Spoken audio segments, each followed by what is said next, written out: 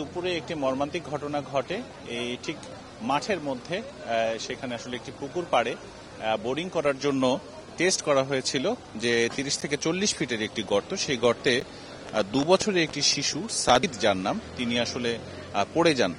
যতটা জানা গেছে পরিবারের পক্ষ থেকে তার মায়ের সাথে এই জায়গা দিয়ে পার হবার সময় এই খড়ের নিচে আসলে গর্তটি ছিল, গত বছরের করা গর্তটি, ফলে বোঝা যায়নি এবং সেখানেই শিশুটি হুট করে পড়ে যায় এবং তারপর থেকেই প্রশাসনের পক্ষ থেকে উদ্ধার অভিযান চলছে। এখন প্রায় 4 থেকে 5 ঘন্টা এই অভিযানটি চলছে এবং ফায়ার সার্ভিসের কর্মী যারা রয়েছেন তারা আপ্রাণ চেষ্টা করছেন। 3টি ইউনিট এখানে কাজ করছে এবং ফায়ার সার্ভিসের ঊর্ধ্বতন কর্মকর্তা যারা রয়েছেন তারা বলেছেন যে তারা চেষ্টা করছেন ঠিক 5 ফিট পাশেই আরও একটি বড় গর্ত করে সেখান থেকে আসলে একটি সুড়ঙ্গ তৈরি করে শিশুটিকে যেভাবে উদ্ধার করা যায় তার চেষ্টা তারা চালিয়ে যাচ্ছেন।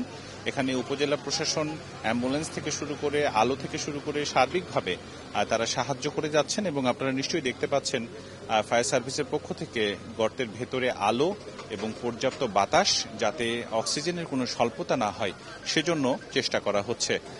এদিকে স্থানীয়রা যারা তারা বলছেন যে যেহেতু শুষ্ক এলাকায়, ফলে পানি দেবার জন্য হরহামেশাই বোরিং করা হয়, কিন্তু বোরিংগুলো আসলে ঝুঁকিপূর্ণ হয়ে উঠছে। আর টেস্ট করা হলেও সেটি বন্ধ না করায় সেই গর্তটিতে আসলে এভাবে নতুন এবং ফিরে আসা গ্রাহকদের জন্য নগদে চলছে ক্যাশব্যাক সহ প্রতিদিন হাজারো উপহার জেতার সুযোগ। হবে আশা আর ফেরা, সারপ্রাইজ সেরা।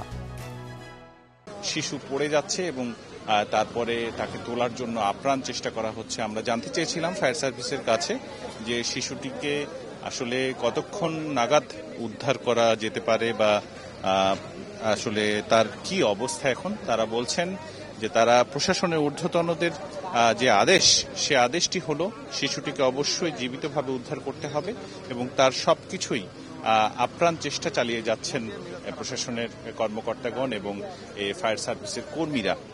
আপনারা দেখতে পাচ্ছেন যে এই জায়গাটি বড় করে সার্কেল করা হয়েছে, সেখানে 4টি ট্রাক্টর মাটিগুলো টেনে নিয়ে যাচ্ছে, একটি এক্সকাভেটর যে মাটিগুলো খুঁড়ছে এবং এটি একটি সময় সাপেক্ষ ব্যাপার। নিশ্চয়ই বুঝতে পাচ্ছেন যে আরও প্রায় অর্ধেকেরও বেশি খোঁড়া এখনো বাকি রয়েছে এবং এই খোঁড়া শেষ হলে তারপরে নিচ দিয়ে আসলে একটি সুড়ঙ্গ করে শিশুটির কাছে পৌঁছানোর যে আপ্রাণ চেষ্টা সেটি চালিয়ে যাচ্ছে ফায়ার সার্ভিস কর্মীরা। তো এখন পর্যন্ত আমরা যতখানি জানতে পেরেছি যে অর্ধেকাংশের কাজ হয়তো শেষ হয়েছে, বাকি অর্ধেকাংশ কাজ শেষ করতে আরও কিছুটা সময় লাগবে। ফায়ার সার্ভিস কর্মীরা আপ্রাণ চেষ্টা করে যাচ্ছেন, তবে উৎসুক মানুষের ভিড় ঠেকাতে এখন পর্যন্ত তাদেরকে বেগ পোহাতে হচ্ছে। সকলেই চাইছেন শিশুটি যাতে জীবিত উদ্ধার করা যায়, তার জন্য সবার প্রতি, দেশবাসীর প্রতি অনুরোধ জানিয়েছেন যেন তার জন্য প্রার্থনা করে তাকে যেন জীবিত উদ্ধার করা যায়। এ ছিল আমার কাছে তানোর উপজেলার পাচন্দর থেকে শিশু উদ্ধারের যে খবর সেটি।